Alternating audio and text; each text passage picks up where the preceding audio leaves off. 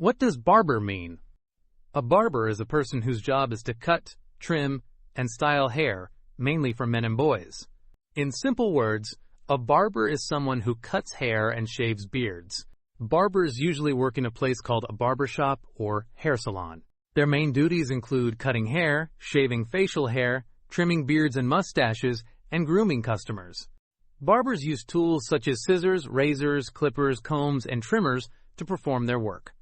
A barber not only cuts hair, but also helps customers maintain a neat and clean appearance. In many places, visiting a barber is part of regular personal grooming. For example, someone may visit a barber every few weeks for a haircut or beard trim. Barbers often develop special skills in different hairstyles and grooming techniques.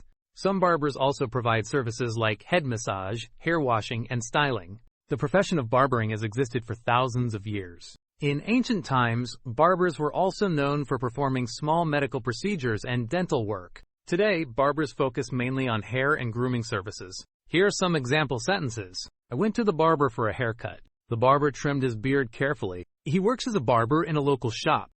In simple terms, a barber is a professional who cuts and grooms hair.